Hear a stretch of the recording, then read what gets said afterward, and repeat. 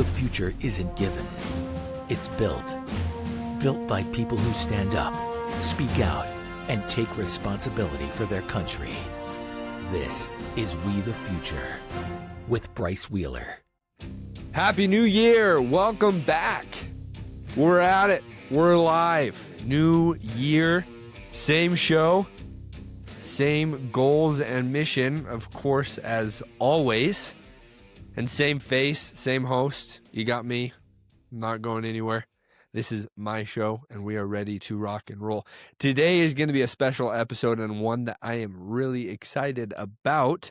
We got a special guest coming on the show today, Nicky Rudd. And if that name does not sound familiar, let me give him a brief little introduction. But if it does sound familiar, then you are politically involved. You are somebody who is active on social media, and I applaud and commend you for that because you're being educated. But let me show you a little bit about who he is. He's a young Christian conservative, a Gen Z conservative is what they're being called to today. So a little younger than me, not by much. Not going to age myself out of the conversation here. But he is somebody who recently came under some pretty heavy limelight in both the good and positive way from his question that he asked good old Ben Shapiro at AMFest. So to give you a little bit of context, let's show that video. You cited during your speech truth as the most important tenet of American conservatism. Why, therefore, did you call irrelevant the Israeli attack in 1967 on the USS Liberty, which left dozens of American servicemen dead and hundreds wounded? So what I actually said is that if we're looking at modern Israeli-American relations, looking at an attack that happened mistakenly by multiple Navy reports, multiple Israeli reports, and all available evidence, and using that attack in order to undermine today's relations between Israel and America, that's irrelevant. As irrelevant as it would be to cite a piece of evidence from World War II or from 1776 to define America's relations with, for example, Great Britain or Germany today. That does not mean that the attack wasn't horrible for the Americans involved, that it wasn't bloody and terrible. The Israeli government paid reparations to the people who were killed. If you look at the actual military record of what happened on the USS Liberty, it was clearly a mistaken and tragic attack. The people who frequently cite the USS Liberty, however, are not talking about the specifics of the USS Liberty. I suspect that the vast majority of people who bring this up are doing so in order to suggest that Israel deliberately attacked an American ship because Israel deliberately wants to harm America. It is connected generally with a larger point. I wonder if that's your point. If the truth matters, then the Israeli government must be held accountable for that attack. The American flag was flying on that ship. You do not mistake an American ship for a foreign one when our flag is flying. So, we can spend the rest of the time talking about the specifics of the U.S. Liberty attack, or you can actually go look at the naval investigations that were done, multiple naval investigations that were done.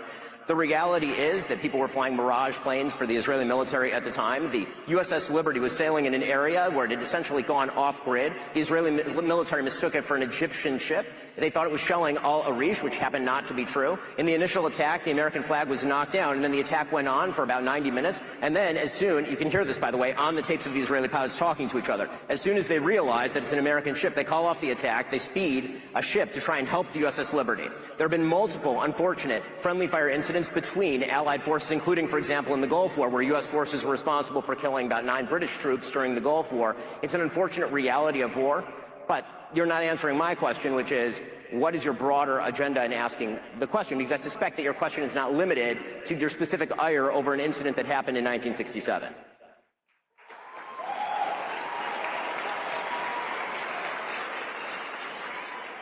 I think we should question any foreign country's relationship with our government. That's totally fine, but I'm just wondering why you serve American interests. Again, I'm perfectly fine with questioning any country's relationship with the United States. But again, I'm wondering what your motivation is in bringing up a 6-decade-old attack as though it is the #1 issue in assessing the relationship between Israel and the United States today.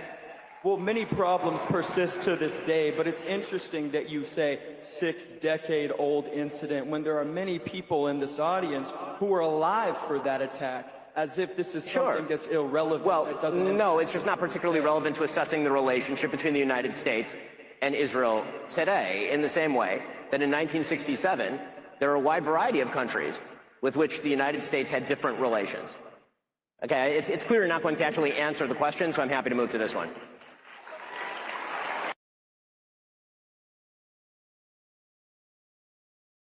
So that is who Nicky Rudd is. That is why he has gained quite a large social media following in the last few weeks since AMFest, as well as why I wanted him on the show to ask a little bit more about his tiff or his opportunity to question Ben Shapiro and press him a little bit, but also to hear what his thoughts are about the current political climate that we live in.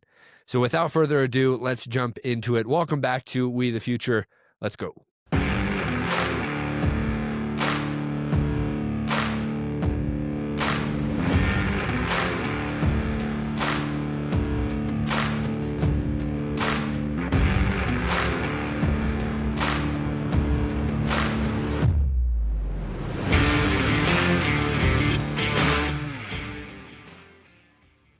Nicky, how are you?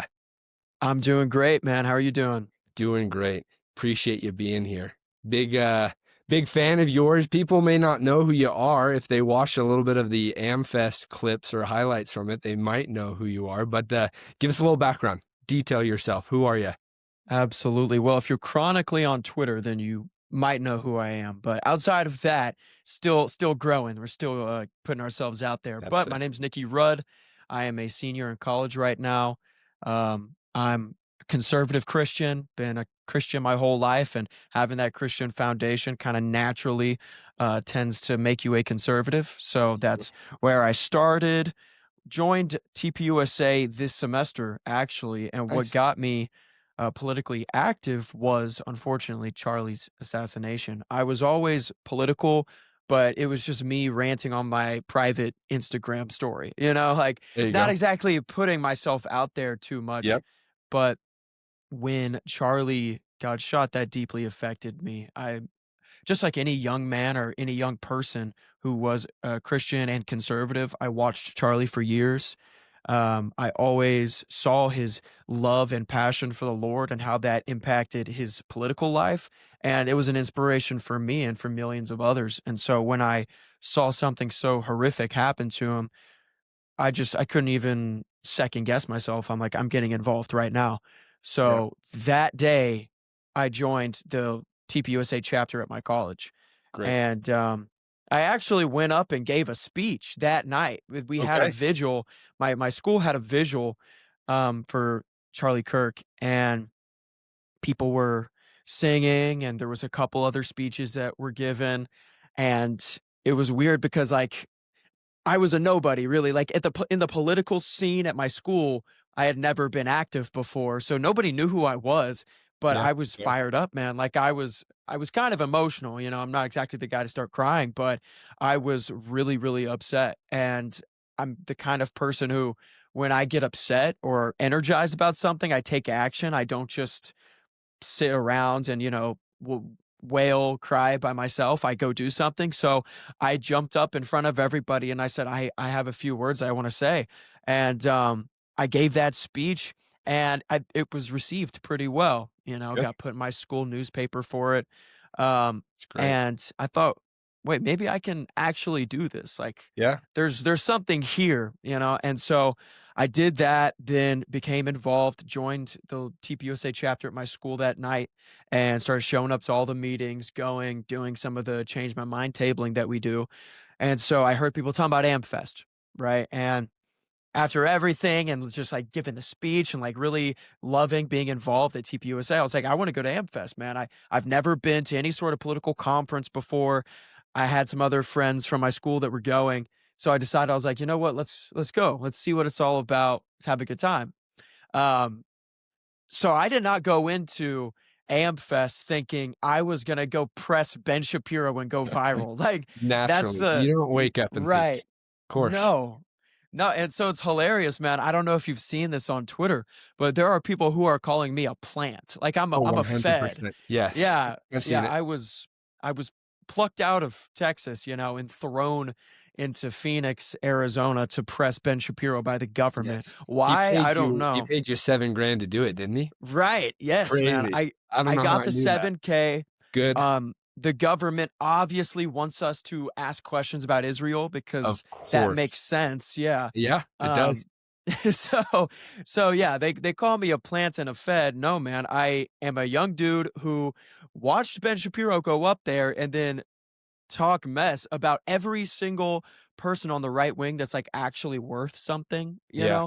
like anybody who's actually fighting the good fight. Tucker, Candace, Nick, even Megyn Kelly, who's like Yeah. not even like the most moderate person ever. Agreed. Um, She takes shots on her own. yeah, yeah, right. So So he attacks all of them, and I'm sitting there with all the other because I don't know if you know the layout. And this is very important.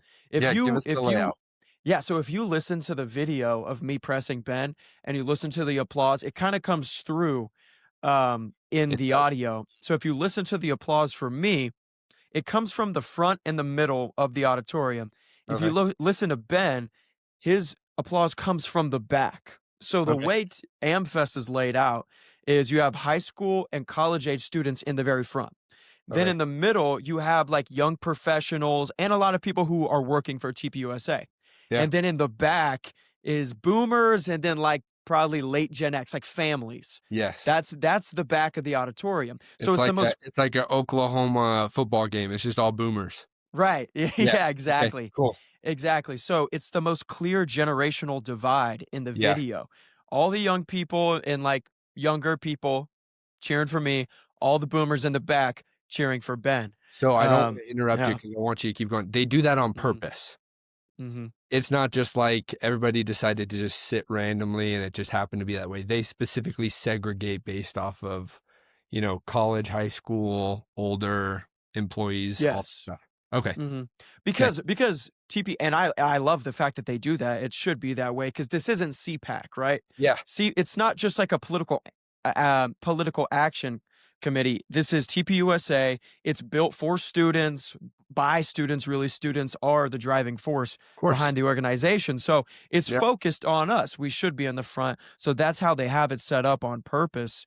But for a question like mine, or in an exchange like mine, it perfectly delineates where the lines have been drawn now. Yes. In the right wing, it is the youth are America first, and I don't want to separate MAGA from America first because I believe the true vision of MAGA is America first, but all the boomers would say we're MAGA, and then all the young people would say we're America first. So Yes. with that being like the lines, I'll say that's how it comes across in an Okay. exchange like I had. So yeah, but to go back to where I was saying, I didn't have a plan. I'm sitting there, all the young people are like booing Ben. Like Ben's Yeah. getting booed in his speech, and people are pissed off. None of the young people are with Ben. And so I lean over to everyone who's around me, and some of the people I didn't even know. I was like, man, should I go press him? Should I go press this guy? And they're like, yeah, dude, go do it. Go do it. Screw this guy. So I'm sitting there and I'm thinking, okay, what was Ben's what was the first thing he said that was the core tenet of his speech? Well, it was truth, right? He Yeah. said truth is the core tenet of American conservatism. So I'm sitting there. What is something that's objectively true that Ben denies or lies about? And that's when I knew it's a USS Liberty. I've heard him Yeah. on multiple occasions. First of all, call it irrelevant, which is just not true. Of course, it's relevant to today. And then on top of that, he says that Israel didn't know and it was an American ship. And that is just not true. It is Yeah. an impossibility that they did not know it was an American ship. So I knew I had to go up and press him. And yeah, man, went up there and just ripped it. And here we are today. Love it. So what has life looked like? I want to get into all of that, but I Mhm. want those. So your viewers are going to be way different than mine, right? I've got a Okay. very small, humble following. We barely hit 100 Mhm. followers on Instagram today. Yours is way different, right? But for maybe my followers who don't know you in your space, talk us through, obviously, so you joined Turning Point USA chapter on your campus, but then what has life looked like after that question that you asked, Ben Shapiro? Well, it's kind of in some ways online. My life is completely different. In real Yeah. life, it's pretty much the same. Okay. No one's asking for your autograph at a Chick-fil-A yet. No one's doing that. I have had a couple people come up to me in real life, Cool. recognizing me from the videos, which has been cool. It was interesting. I went to mass this past Sunday, and there was a young man who he actually knew me. We went to the same high school, so he knew who I was because I'm Okay. older than him, right? So when I was I'm not outing this guy. He's fine, but Yeah. when I was a senior, he told me he was a freshman, so he knew who Okay. I was. I didn't know him at the time, but Yeah. he came up to me and he was like, "Man, I've known of you for years, but then I saw all your videos online and I'm totally 100% behind you. Like, I'm America first. I love what you're doing. Please keep it up. I support." And Great. that was a great moment for me because it's like a young man, a guy Yeah. I'm older than who like felt Inspiring. inspired. Yeah. Yeah.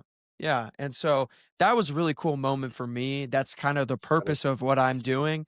It's not just to speak my mind, which I want to do, of course, but it's also Sure. to give a voice to those who maybe they're not ready to make politics or political commentary their main thing. They want Yeah. to have like a normal corporate job or something like that. So there's a lot of people who they don't feel ready or willing to speak their mind on these topics. So that's who I'm speaking for. So it really energized me and fired me up. But outside of that, internet life is very different. Now I'm like sitting around thinking of things to tweet. Right. I was never that guy. Yeah. Yeah, I have to I try to think every day of at least one thing to tweet out, which is kind of a weird feeling, um, but it is cool because I get to say what I believe and actually see a response for it. So that's interesting. And yeah, I would say one big difference is now I am taking myself seriously. It's not that I didn't already, but who I am means more than just Nicky Rudd now. Like I Mhm. represent a set of values. I represent a movement, and I want to be a good face of that. I want to be a good voice for that. So I'm taking myself more seriously, have bigger dreams, bigger goals now, and I really believe in myself. Like I'm Good. gonna achieve it. So Well, yeah, that's great. it's been great. It's been great, man. Well, you're already doing a great job, right? It sounds like you've Mm, got that your following has since grown. But mhm, of course, that's how we became connected and got to see you, of course, ask that question. But I think it's awesome. I mean, I'm very similar to kind of your story in the sense of I've always been politically leaning growing up. My dad's very heavily involved in politics in the sense of, Fox News every single night. That's what I grew mhm, up on.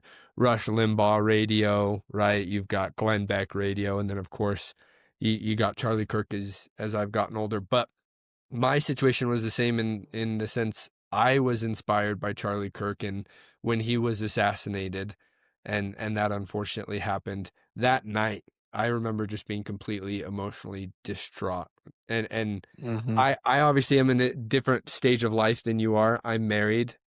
We had our second baby this fall, and so me putting myself into Charlie Kirk's situation, just not thinking about something like that could happen, it finally tipped the scale, right? I went from mhm, posting stuff on my Instagram story that either people liked or didn't like, and they would follow me even more or unfollow me on Instagram, to all right, I got to be involved in politics. So I applaud you for doing that, and of course applaud you for pressing Ben Shapiro, which I want to get into. So mhm, for listeners who don't know the video that we're talking about, pause, go watch the video, come back. It'll give you way more context to what we're going to talk about.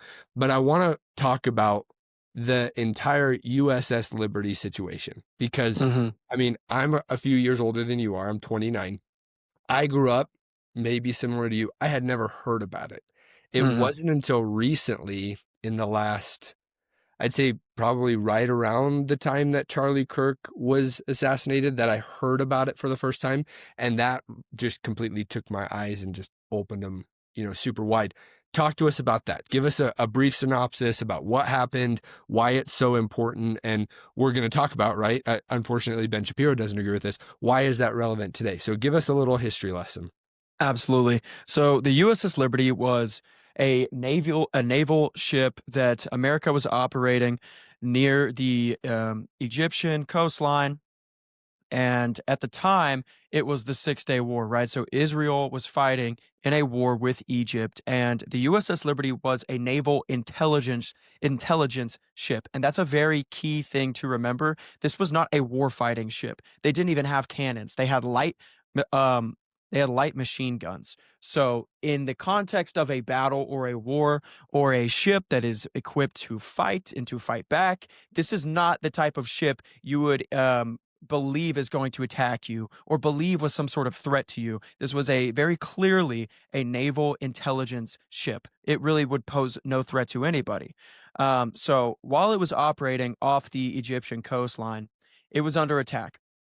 It was attacked by Israel. First, it was by plane, then it was by ship. Israel attacked with planes, and then finally with ships, and the attack lasted for 90 minutes. Okay, so this is not a 5-second, 30-second attack, right? Oops, sorry, we shot you a couple times. Now we've realized that you're actually Americans and you're not Egyptians. That's the what they claimed afterwards, is that they had mistaken it for an Egyptian ship. Well, if you know anything about Egyptian ships back at that time, they looked absolutely nothing, and they were a very different type of ship than the USS Liberty. So first of all, that's just a ridiculous statement to start with. But on top of that, you're attacking for 90 minutes. So think about how many times a plane has to circle back and go over and over again, bombing the same ship. And what I've heard arguments from Zionists in the past, and one of those people being Cam Higbee, who, if you don't know Cam Higbee, he's a debater. He's a smart conservative guy. He's a Zionist. I will say,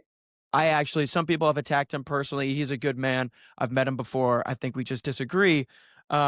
But one argument he gave to me at AMFest after my back and forth with Shapiro, he said, well, his planes are really high in the sky, man. They can't tell what kind of boat, what kind of ship they were shooting at.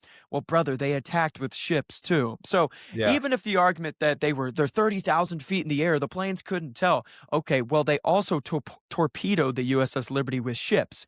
And so here's one fact. It was perfect weather that day. It wasn't foggy. It was clear. You could see from miles and miles and miles away what kind of ship it was. The USS Liberty had the name, USS Liberty, the whole number, clearly delineated on the side of the ship, and also they had the American flag. In the first initial attack by plane, they shot down the flag. The American soldiers on the ship raised another flag. So there's 3 different things right there, clearly marking it as an American ship, on top of the fact that it's obviously an American ship, because any Egyptian ship is a very different type, very different specimen, not the same type of ship. So you have all of these factors, and the final factor, which really puts the nail in the coffin on the argument that the Israelis did not know who they were attacking, is the fact that the final weapon fired was a torpedo by ship from Israel at the USS Liberty. So if you're in a ship, you're at the waterline, correct? You're not in a plane that's 30,000 feet in the air.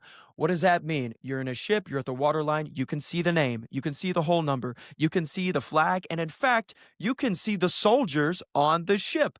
Like, it's funny, they act like this is the Stone Age, right? In 1,000 years ago, or however long it was, Galileo was using a telescope to look up at the stars. They want to act like in 1967, the Israelis couldn't grab some binoculars and look at who they're firing on. It's a ridiculous argument. So they're on a ship. You can see, you're at the water level, perfect weather that day. You hit them with torpedoes. They saw the name. They saw the whole number. They saw the flag. They saw the soldiers. They continued to fire anyways. It is an absolute complete lie that Israel did not know they were attacking an American ship. I completely agree with you. And I appreciate the brief history lesson on why that event is so critical. I think too, and I want to get your take, give you more time to talk than Ben did, I might add. I want to get your take on why that is so relevant and important today, because for those who have seen your video when you asked that question to Ben, he dismisses it very easily and says things like, well, there's been so many naval investigations done into this. They've already looked into it. It was an accident, right? Like, Do you know how long the American naval investigation into it was? Yeah, tell us. It was less than a week. Yeah, so It was short. less than a week long. Yes, And then the other naval investigation was done by Israel. Yeah. I'm sure they're going to give us a Super very true trustworthy. story. Yeah, they Right. don't want to lose out on a bunch of money that we're sending their way, so they're going to tell us what we Exactly. want to hear. But I mean, that situation alone, and that brings up the point exactly that I wanted to make.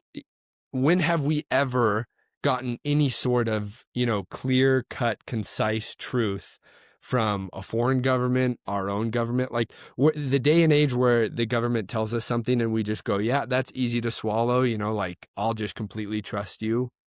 That's easy. It doesn't exist anymore. So when Ben brought that up in the video, the thing I kept screaming at my phone was, how can you say that knowing that for years and decades, we've been lied to on so many different things? What makes this something that's completely different? So, I mean, what are your thoughts with how Ben replied to you? And of course, give us your take. Absolutely. So you are completely correct in that we're past the age of brushing it under the table. Don't ask questions. No. Just trust everything that we're telling you. Look, after 2 weeks to slow the spread, 2020, we're not going to believe the lies anymore, man. A lot of people, that was their initial wake up. And then in 2023, seeing the response from Israel after October 7th, the heavy-handed response, people now they're questioning all the narratives. We're not just going to be force-fed lies anymore. We're going to hold you to account, and if you tell the truth, good for you. That's the thing that I'm always like flabbergasted by, is that they attack us so hard. Hey, if you just tell the truth, then you'll probably win us to your side, but you continue to lie and call us names, and that's why we're now against you. Okay, so that's exactly what Ben did to me. For all the viewers out there who haven't seen the video, go watch my back and forth, and you'll see that, first of all, Ben lies about the attack, and then he personally attacks me. And he does so, what he does to me is a little more subtle than what he'll do to Tucker Carlson or people like that who have also questioned the USS Liberty. What he does to me, because I'm a college kid and it would look really bad on him if he just immediately goes, "You're an anti-Semite, you're a bigot." So he doesn't immediately do that to me. Instead, he goes, "Why are you actually asking that question? Because I don't think it's limited to this situation. What's your motivation?" And so I actually give him an answer. He acts like I don't give him an answer. Yeah, But I said, he brushed you off and said, okay, you don't want to answer my question. I'm moving on. So I did. So I actually did answer it in the back and forth. He just wants to bait me into sounding stupid or sounding crazy.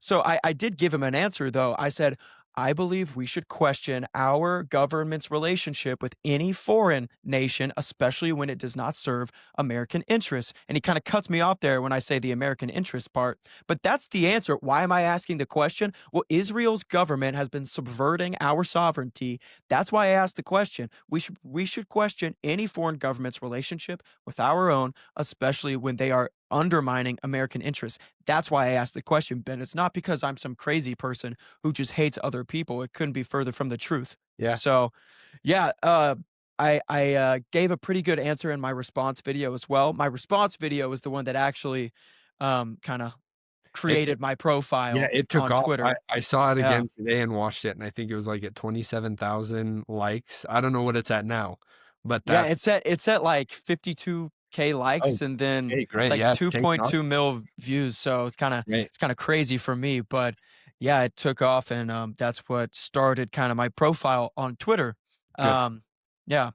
So I have a very strong opinion. Of course, I share my opinion on this every single day, so I want to hear yours.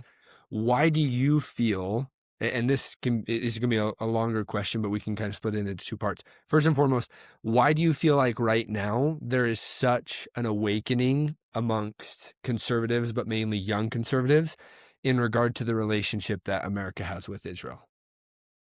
There's several different reasons for this. Number one, we are the first generation that was raised on the internet.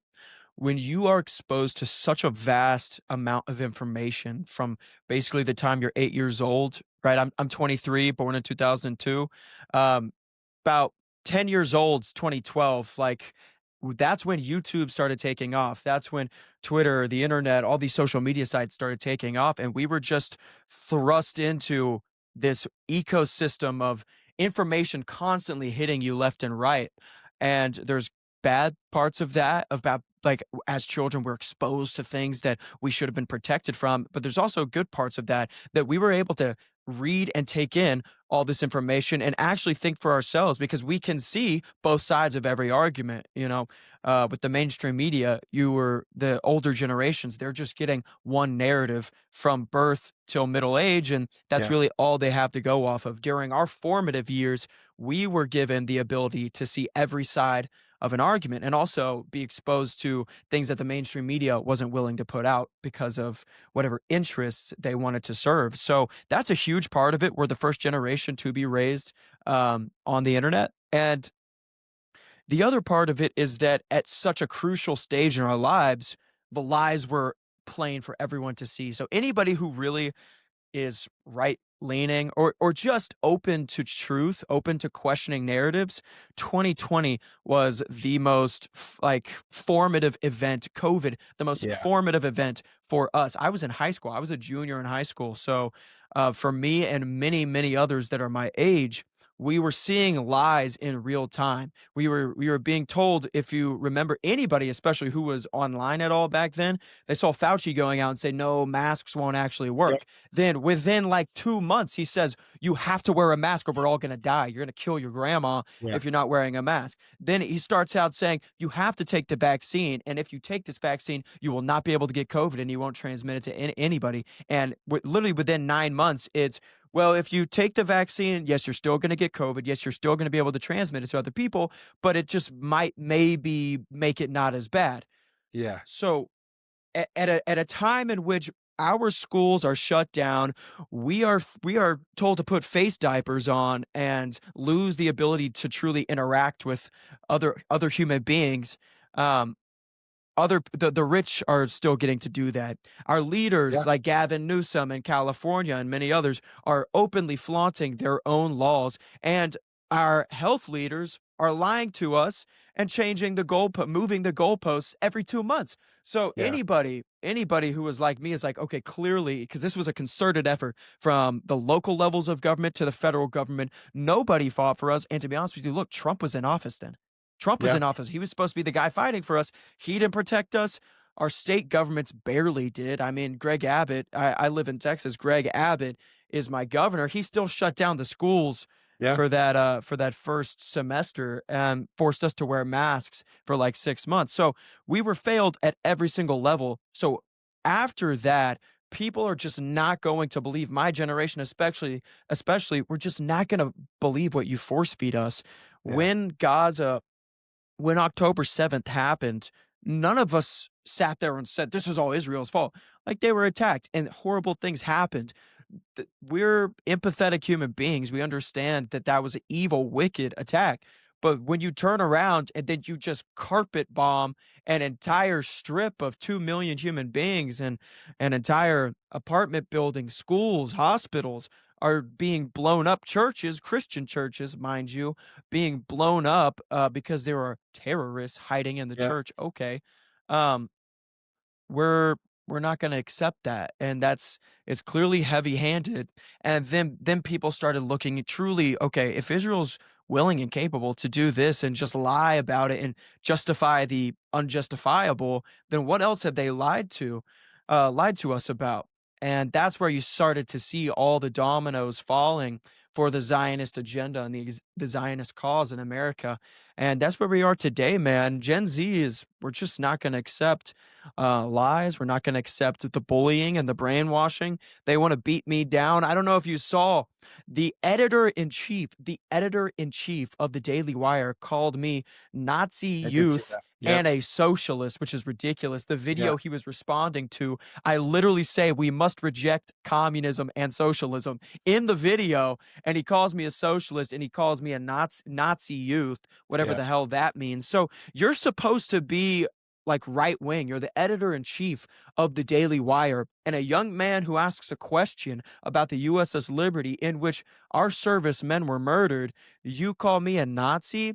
You see, this is why you are losing. This is why you are failing. And this is why the Daily Wire is never going to control the right wing ever again. You had your heyday, 2016 to 2020. You had a specific contract with Facebook to be able to push your videos and have a chokehold on all conservative media. Well, you're done. It's over. You're not going to be able to scare us off. You're not going to be able to beat us down with Nazi anti-Semitism. This has lost all its meaning because you ask, you question, and call a young man like me who has never hated anyone his entire life, who loves the Lord. Am I perfect? No. But to call me such a disgusting thing because I asked a question about the lives, questioning a event that took the lives of our servicemen, you're a complete joke. You've lost all credibility. Daily Wire is finished. It's over. Michael Knowles and Matt Walsh have to leave if they're America first. Agreed. Yeah, all of that gets me fired up. So Yeah. retweet, if that's even a thing that you say anymore, right? Re-X, reshare that. That's all, very well said. And I think it is true. As a fellow Christian myself, I have this strong testimony and belief that the further we get into civilization and the closer we get to the second coming of Jesus Christ, the people that are born into the world were saved for this day and age. We're saved for this time. And I think it's very evidently clear, at least for me, and hopefully for others who are viewing you and other Gen Z, youth stand up for what they know to be right and stand against the established media.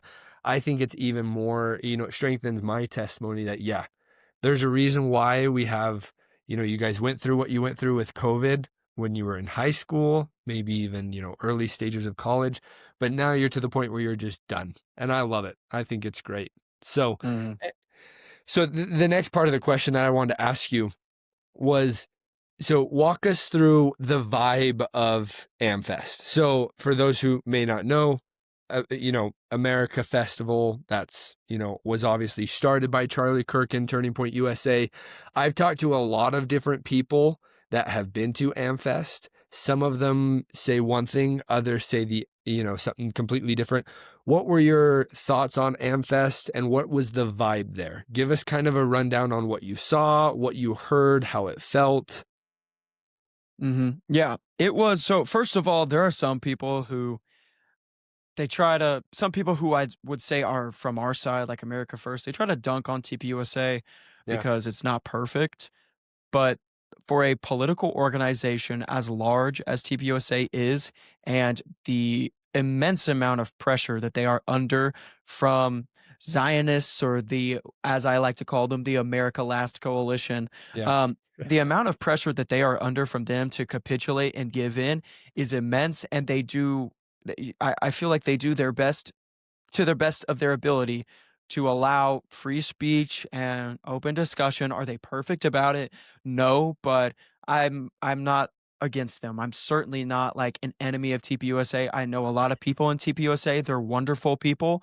They do a fantastic job. There's a lot of people in TPUSA or who are affiliated with TPUSA that are America First, that are true patriots for our country. So I'll start with that. The vibe this year, it was my first time, but a lot of my friends and people that I met there had been there in previous years.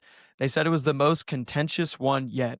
And I think it started right off the bat. I mean, the first speaker technically was Erica Kirk, but she's more of the head of TPUSA. She's just the intro to the event, right? The first real speaker, the first real commentator was Ben Shapiro. And he immediately gets up there, rips everybody.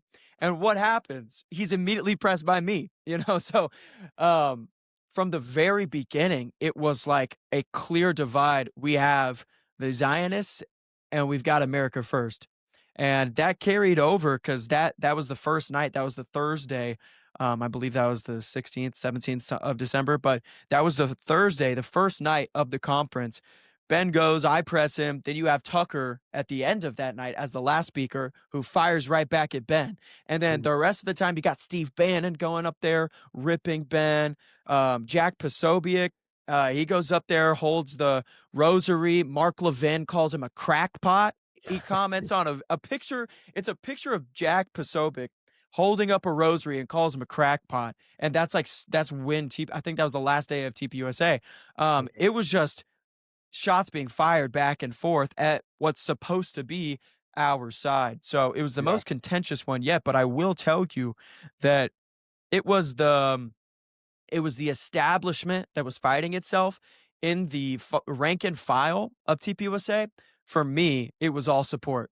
Man, I didn't get a single person coming up to me saying a negative thing. I only had one person like even really debate me, maybe two, and they weren't mad at me. One of them was Cam Higbee, who I mentioned earlier, and we just had a back and forth about our disagreements on the USS Liberty event. And then like one other guy that I knew who just told me I think differently about Israel, but like I see where you're coming from. Other than that, I didn't even have somebody disagree with me, let alone like come up angry. It was all support, like hundreds of people, honestly, coming up to me saying thank you so much. So on the ground, it's full support for America first. It's just some of these establishment figures that kind of made it contentious and, that had this fog in the air, So that begs the question, at least for someone like me. It is the contention that because we're constantly seeing it, right? If you're on any social media platform, any news organization that you watch, you're going to see that they're always talking about, the divide on the right, the divide on the Republican side. Is the main contention that we're seeing, is that from older conservatives or is that from, Gen Z conservatives? Because I've watched a few debates that they had with, younger conservatives at AMFest, and I didn't really see a lot of contention. But that when you say and describe it like that, it makes me kind of wonder, is that where we're seeing it from more? Yeah, I would say it certainly is coming from mostly from the older establishment, and a lot of it is directed down at the younger ones. Right now, people like Tucker, Megyn Kelly, Nick, Candace, they're the ones who are, and Nick is one of the younger people, but they're a bit older than someone like me, like the Gen Z conservatives, but they're the ones who have the biggest platform and who are speaking up on behalf of us. And so they're the ones taking most of the ire and the attacks. But you will see as Gen Z conservative commentators like myself, and other people like Kai Schwemmer. If you know Kai, he's fantastic. Go check out his stuff. He'll be on the show next week, so we're excited for that. Awesome. Kai is a really intelligent guy, super articulate. So yeah, definitely have him on the show, get his thoughts. We're excited but as people like me and him rise in profile, you're going to see them start to directly attack us as well. Not that they already have it, apparently you're talking to Nazi youth over here. I mean, careful, man. We might get deplatformed. This is dangerous waters. I know, man. It's kind of, it's a wild ride, man, but we're here for it. And we're ready for it. Hey, I'm still young, but I'm a grown man at this point. I can take it. Okay. I'll take the slings and arrows. I'm not afraid of these guys. I always repeat myself, but it was like in 2020, I was a racist because I didn't believe in COVID. And then I was an anti-vaxxer because I refused the vaccine. Then you get called a conspiracy theorist, which at this point, I say this all the time. It's not a conspiracy theorist. I feel like it's like a spoiler alert, like you're more or less spoiling what's actually happening. We're just ahead of the curve. We're just ahead of the curve. That's it. And then now it's like, okay, anti-Semite, Nazi youth, what else? Like, I'm just going to add all of these to my, physical and virtual business card because these are I just need to carry around a card that has all my names, man. The bumper sticker's getting very long, but I'll send one to you. This will be good.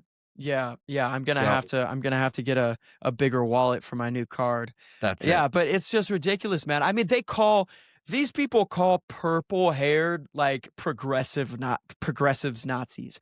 Like because some like transgender purple-haired leftist who like opposes Israel, they call them a Nazi. It's like, okay, you put these guys in Hugo Boss, right? And just watch them march like a Hitler speech, dude. This is ridiculous. Okay. Yes. Obviously, these people are not Nazis. Y'all are just throwing around that word because you want us to be scared. You want us to be afraid, to be cowardly, and to not speak up on what is true. We're just beyond that, man. You are exposing yourself as you have a lack of moral character. You have to resort to ad hominem attacks because we have won the argument. We're telling the truth, and you're afraid that we might gain a following. You're afraid Yeah. that the people might start to believe what we're saying. So you're going to call us ridiculous and really disgusting things like that. So, it's just, it's a shame. It's a shame for them. They're only disgracing themselves further. So we're not scared anymore, you Completely guys. agree. Keep it coming. Yeah, throw it at them. You Yeah. guys are ready for it. So now, Hmm. one of the people that I talked to about AMFest, they said that, when Tucker came up, there was very few people that clapped. When Ben Shapiro came up, there was a ton of people that were clapping, and they're more on the side of, Israel is our greatest ally and we shouldn't question them. So Hmm. it didn't surprise me, but in terms of the support from the majority of the people that were at AMFest, do you feel like a lot of them are kind of along the same lines as you and I in the terms of, we should question, quote unquote, our greatest ally? 100%. 100%. It's so funny. I've seen all of them on Twitter. The only place where you would be convinced that like Ben all the people were behind Ben got a standing ovation is from Twitter. It's a Yeah. bunch of Zionists on Twitter, and it's interesting. It's been confirmed. Like Israel literally pays, and some of these other organizations like the ADL, they pay people to go on Twitter, try to build a following, and For sure. just like shitpost on behalf of Israel. Like they literally get Yes. paid to do this. Yeah. So that's a lot. And like if you look up my name, all these people like attacking me, saying the most ridiculous things, like calling me a Fed, for example. These people are literally paid to do that. So Yeah. that's the only platform. If you go to Instagram, dude, like my Instagram comments, almost everything is on my side. Yeah. X is like the only platform that you would have the idea that Ben Shapiro had the support. But it's funny, Okay. they'll tweet out with a video. They'll say the people gave Ben Shapiro a standing ovation. You can watch the video, even the one that they tweet out, even though they try to cut it really quick at the end. Yeah. I'm watching this video, and it's just like everyone's sitting down. There's like some people clapping. Like, I'm not saying people didn't clap for Ben. There were some Yeah. people there clapping for him, but most of it came from the back. It's from the boomers and the older Gen Xers. The young people did not, a lot of them, most of them did not clap for Ben at all. There were moments, I mean, hell, when Ben would say something that was good, like, I gave him a clap, Of right? course. Like, so you can watch a video and see somebody like, even like me who presses him. I'm sitting there, there's people around us. He says something that's good in a speech full of lies.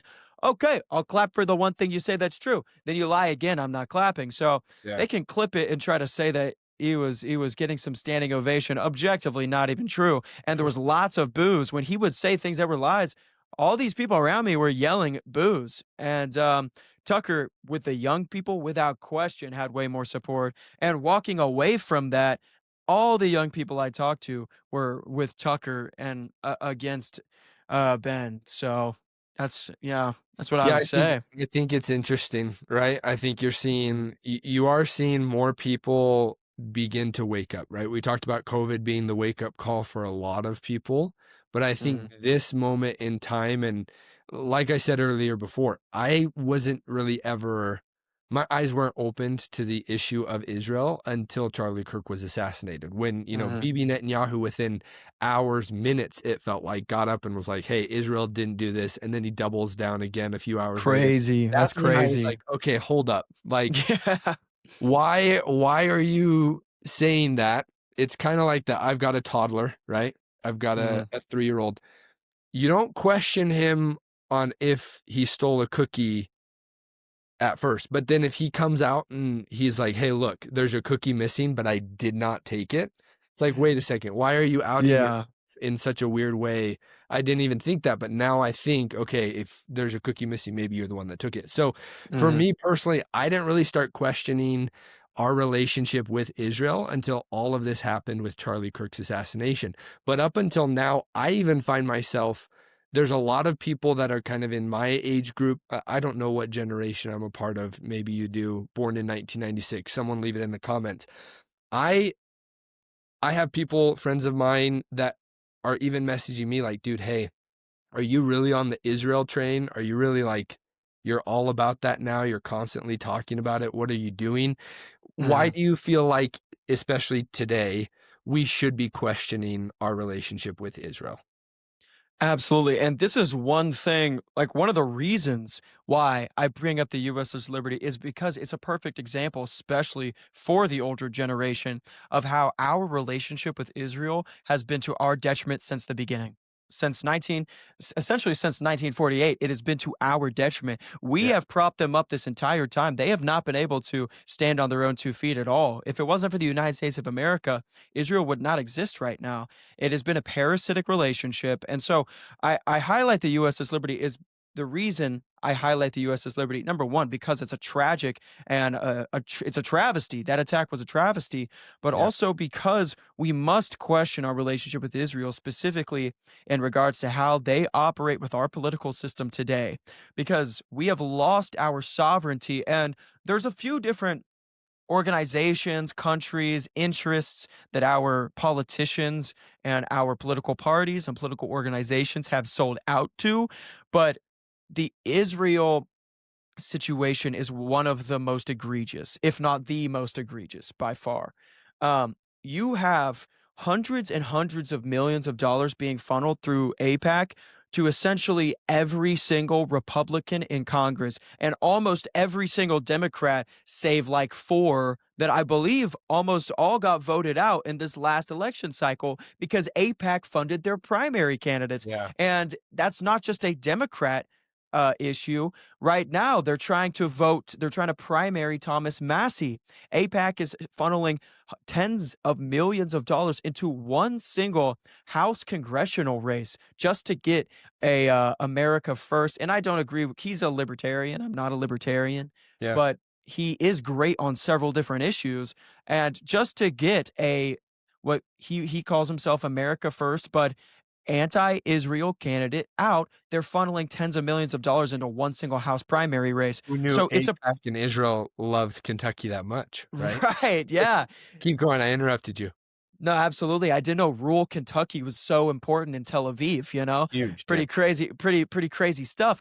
But it highlights the fact that anyone who stands up against Israel and against the Israel lobby in America, they will come after. And it is a sign that we have lost our sovereignty, that if you do not bend the knee and bow to this foreign country, they will take you out, or they will do everything in their power to take you out.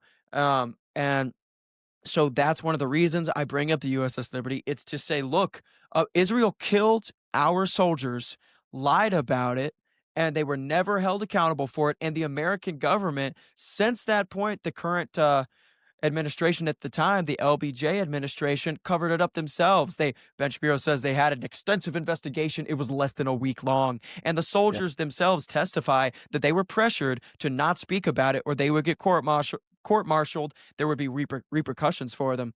So this is not a new thing. This has been going on for decades and decades. So it is up to us right now, within Gen Z and any generation, to stand up, say we deserve sovereignty as American citizens over our government because they are elected to serve us, not a foreign nation, not a fifth column in our country. They are here to serve us.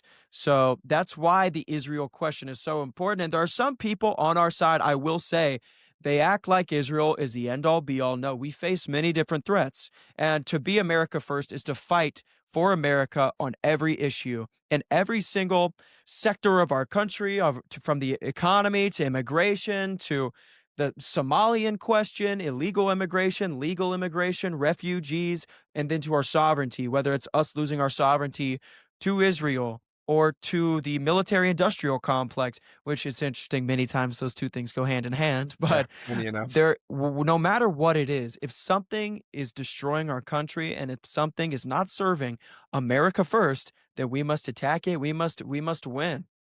Yeah, no, I think it's super important. And you're seeing it. I mean, I agree with you. It's not Israel end all be all, right? If that was the main focus, then I think we're maybe getting a little too pigeonholed on one specific subject. 100%. But it's out there, right? Like even today, I don't know if you saw the Israeli cybersecurity billionaire Shlomo Kramer go on the news and basically say like Shlomo. Yeah, right. Great name. Shlomo's crazy, bro. That's a great name, Yeah, right? Like yeah. if you ever needed to figure out somebody's ethnic background based off of their name, I think you're winning that game 9 times out of 10, at least not 10 times out Yeah. of 10. But Mhm. when he says like we need to basically as an American government, which I think is so funny, right? Like when have I ever heard anybody standing up to the Japanese government and say like, "Hey, this is how you should maybe run your country." Right? Like Mhm. as an American, let me give you some advice. I think it's crazy that we have that every single day, but he gets up on the news Mhm. and says we should completely control the First Amendment. And then you have, a week or two after Charlie Kirk was assassinated, you have Bibi Netanyahu meeting with quote unquote, MAGA Republican youth influencers saying like the biggest weapons that we have at our disposal right now is the TikTok purchase and X. Like Mhm. there's a clear, distinct attack on our country, and it's clear, like you said, it's coming from AIPAC, it's coming from the Israel lobby.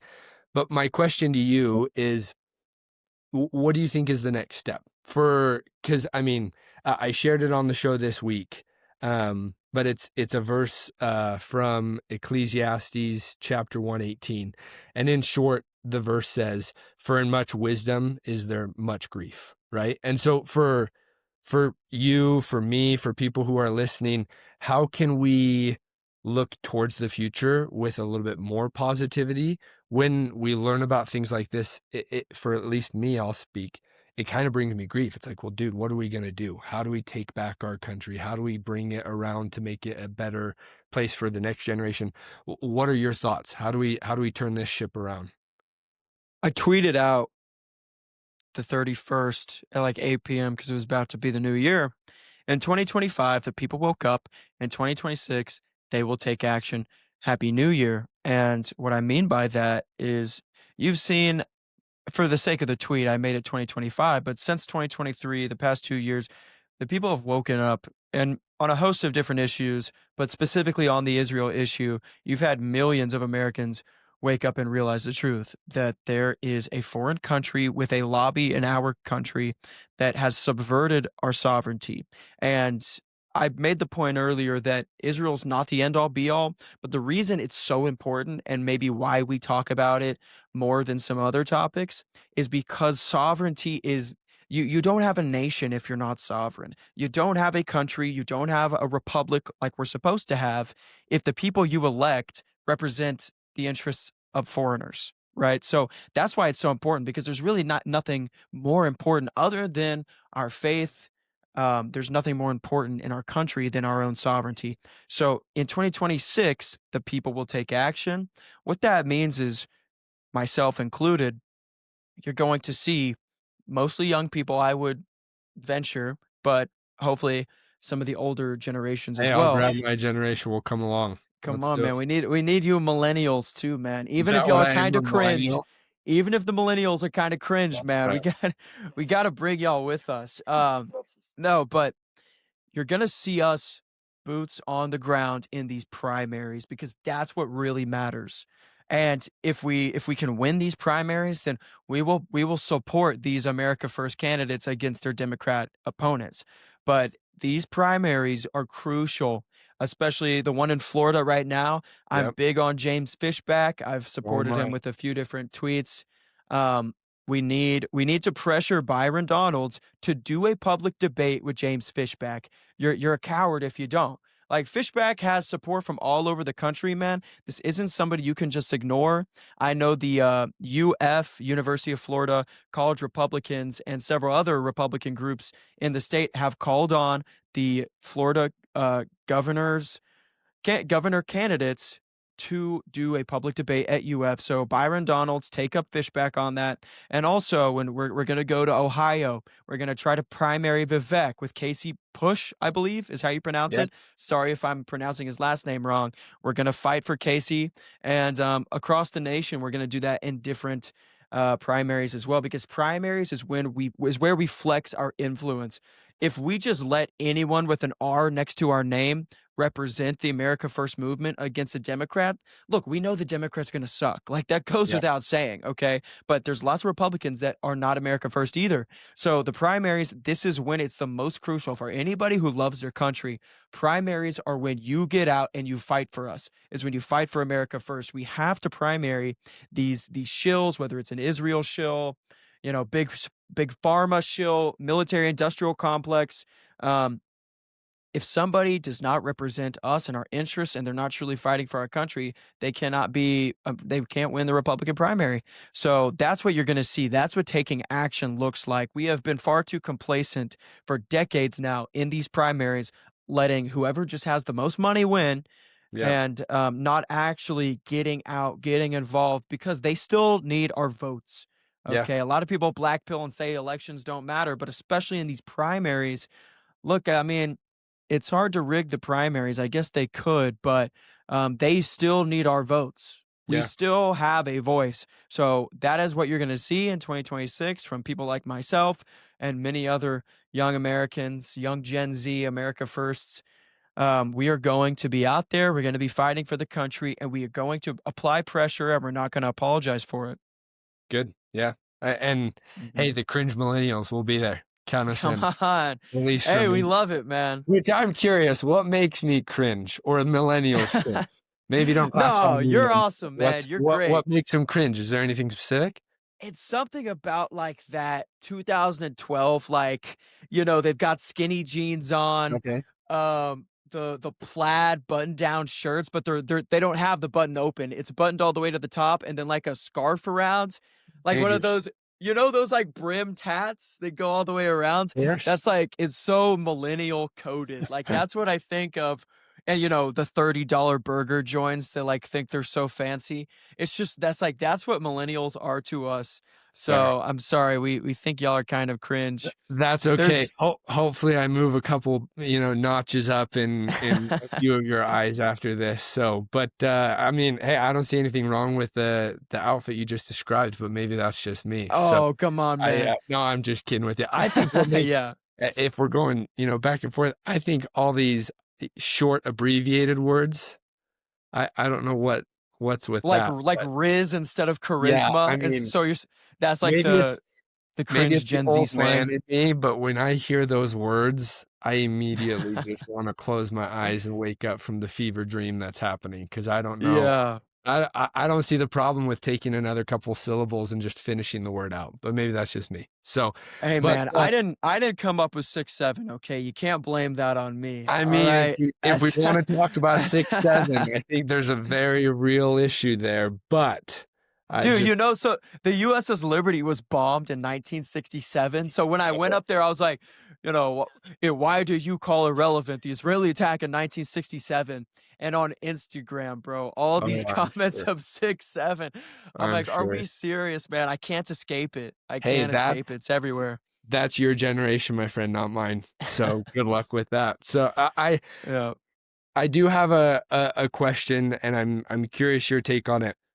I'm surrounded by people, friends, family, people that follow me on social media, who they'll reach out to me and they'll say like, hey, it's great what you're doing. I like what you're doing, but it's just not for me. I don't see myself being involved in politics or political discussions. I don't really feel like I need to involve myself with that. What's your advice for people that are in that camp? I would say this is the future of your country, your children's country, and your children's children's country. The Bible says a man who does not leave an inheritance for his children's children is a fool. I believe it calls them a fool. We cannot be so complacent and believe that everything is going to be all right. Everyone has heard that quote, good men create great times create weak men create hard times create great men. Well, do we want our children to go through hard times? That's what a lot of people are accelerationists. And if you don't know what that term means, it's essentially let everything burn down, and from the ashes we will rise. Okay. First of all, you're out of shape. You're not rising out of shit. Okay. But second of all, I actually don't want my children to suffer just because I'm black pilled. Yeah. Okay. I want to leave an inheritance for my children, a country they can be proud of, and a country that will lead them to Christ. What happened in Europe after World War II? Christianity collapsed. Okay. The people lost their faith. Actually, when you leave a country destroyed, a lot of times they lose their faith in Christ. And I I see religious affiliation dropping in this country generation after generation, and it didn't take a war for us, but it took decadence and complacency. And it's time for us to stand up because the most crucial issue, the most critical aspect of any of our lives is our faith. And I'm not a perfect person. I'm not a pastor over here, but I recognize the fact that nothing matters more than somebody's spiritual life and well-being and their belief. And if we don't have Christianity in this country, then we will lose our country. So we must stand up for that. And Christianity, by definition, necessitates political action. Okay, if we believe that every human life is sacred, you can't allow the slaughter of millions of babies. One fourth of my generation, Gen Z, was aborted. That's a Yeah. travesty. You can't allow that if you're a Christian. And you have replacement migration right now in this country. Our children, their inheritance is being stolen by legal and illegal immigration that does not serve or benefit the people of this country. The whole world doesn't have a right to come live here. This Yeah. country exists to serve Americans. And if anybody can come here, then being American means nothing. It can't mean everything at the same time. American cannot have no definition. It has to mean something. And so if you Yeah. want to leave a country that your children can be proud of and they actually can participate in, grow and thrive in, you have to shut down this immigration that's to our detriment, to the detriment of our children. Even if you are somebody who's kind of conservative minded, but you don't really like politics, you think it's toxic, and especially if you're a Christian, you have to get politically involved because this is not just for us, but it's for the next generation.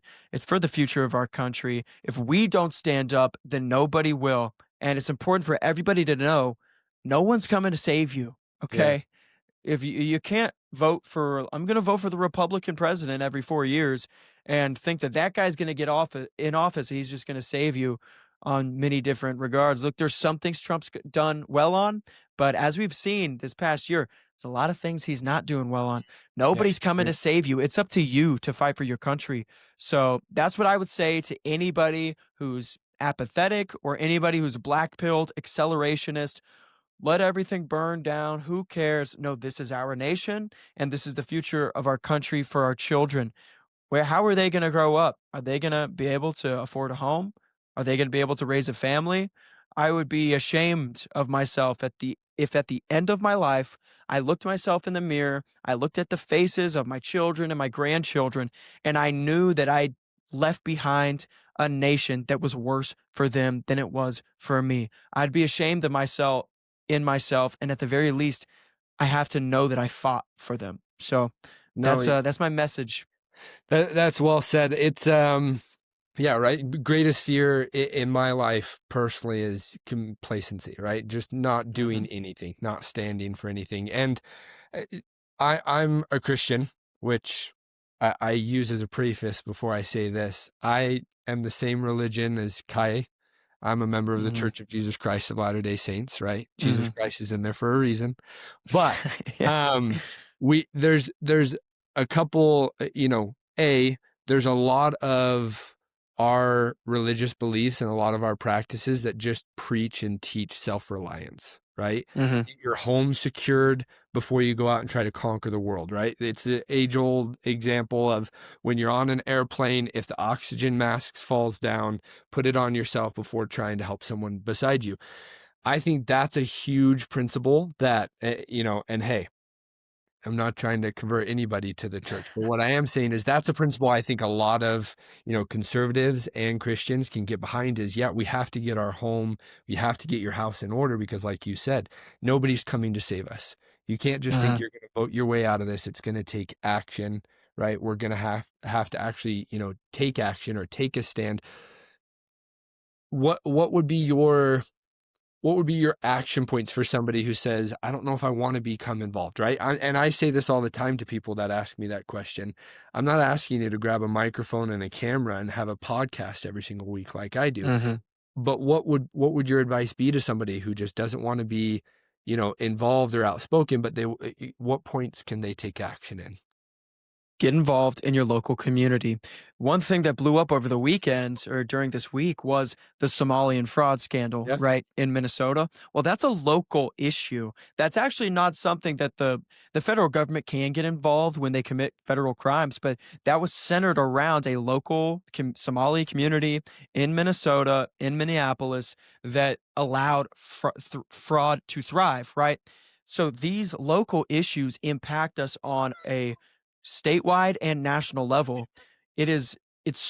Politics starts at the local level in America, and it expands out to the rest of the country. When Yeah. you saw during the 2020 election cycle, especially, I believe in the 22 midterms as well, these school board meetings were a big deal, right? And Yeah. they affected big electoral victories for conservatives, right? Glenn Youngkin's not great, but Yeah. he won the Virginia governor's race off the back of these local school board meetings and elections. So true political change can come from the local level, and that's also how we create pressure on these bigger candidates. Whether it's somebody running for governor, if somebody is running for governor and they see, hey, America First is sweeping these school boards, America First is taking over the local GOP caucuses, right? Like your local county has a GOP. They elect board members and they give endorsements to citywide, local, statewide elections and to the federal congressmen that are representing your city and county in the House of Representatives. So getting involved in your GOP county, that has implications not just for yourself, your state, but also for the nation. So there are real ways to get involved, and these primaries are also a simple way to get involved. You don't have to put your face in front of a camera to go find the America First candidate who's running in your area, whether it's House of Representatives, whether it's governor. Yeah. You can go knock on doors for them. You can donate them some money, doesn't have to be a lot, but put yourself out there and actually serve the community. You don't have to be a billionaire. You don't have to have some huge following to make real change and support the America First movement and to fight for your nation. No, well said. I agree with Mm. everything there.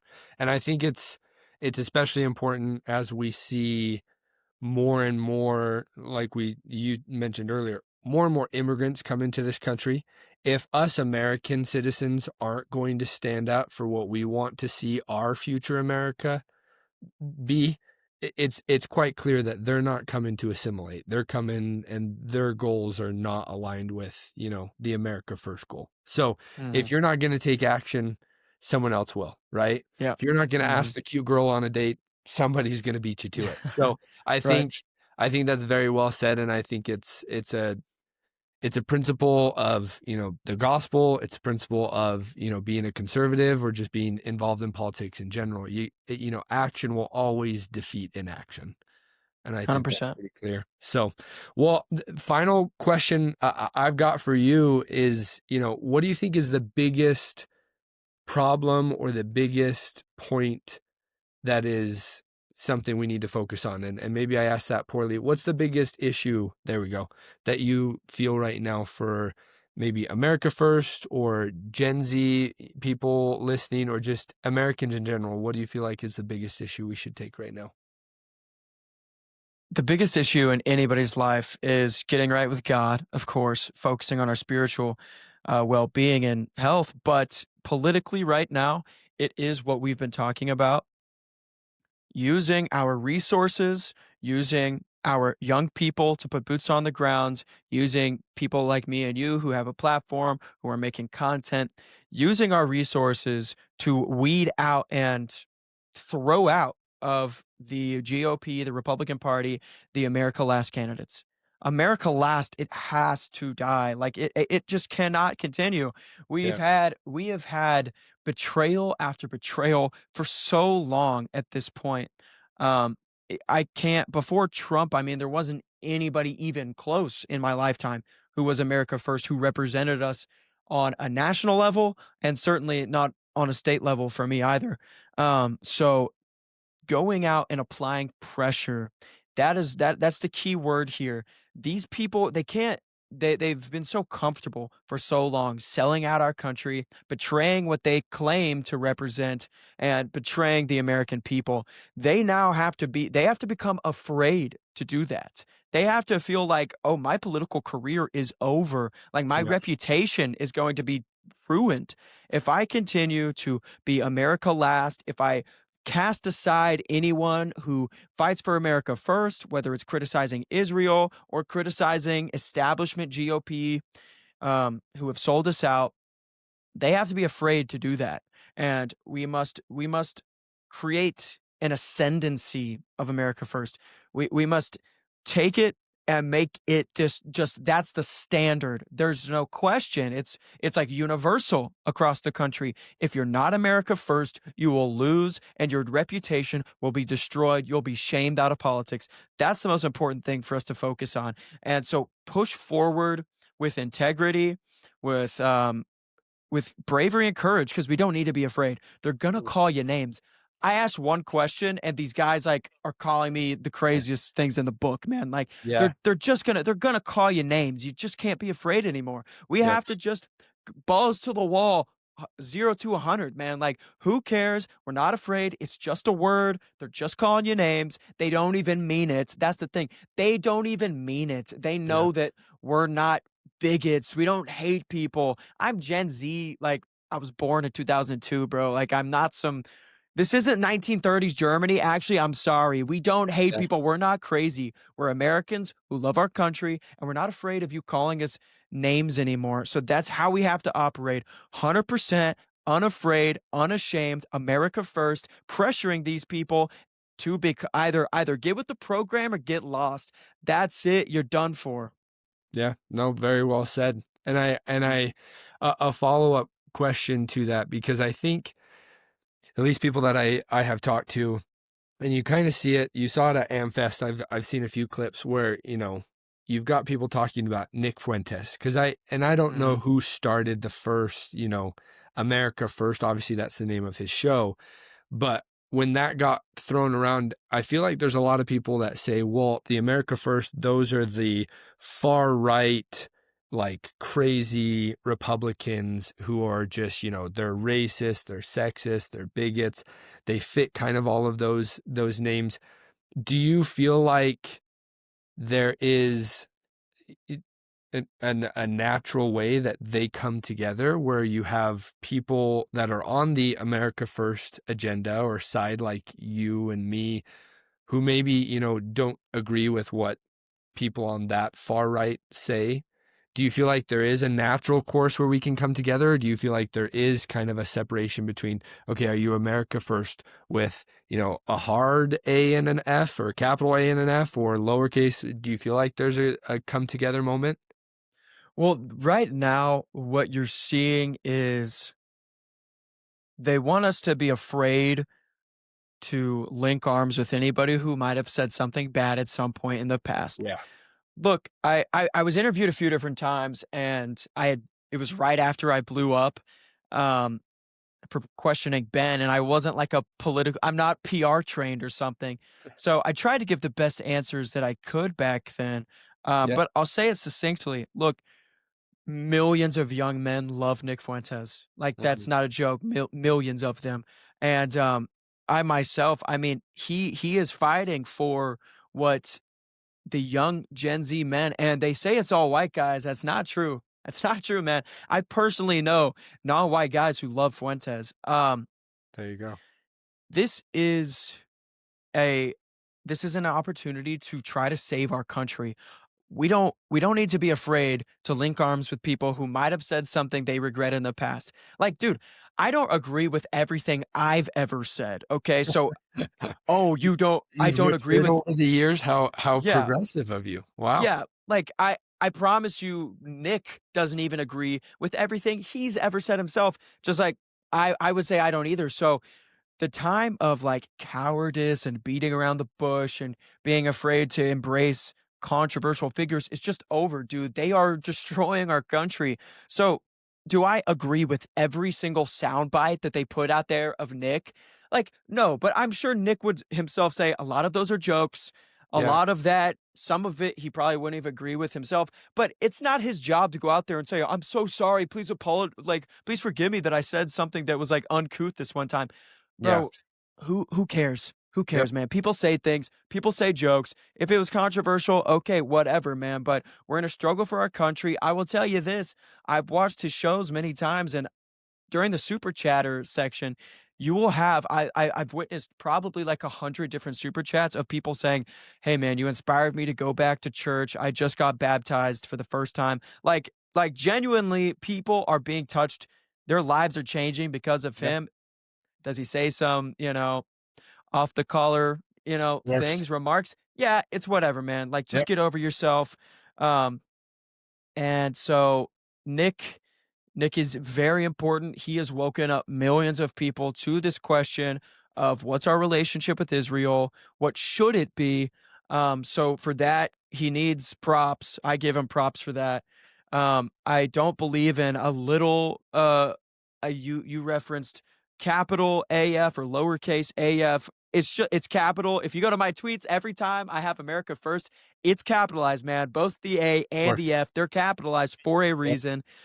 There's no soft way to put our country first. Like you just fight for our people, you do what's necessary. We worship God, we never do evil, we always do good, but we don't allow those who hate our country, those who have been bought and sold by foreign interests or interests in this country that don't align with the American people. We don't let them hold us back.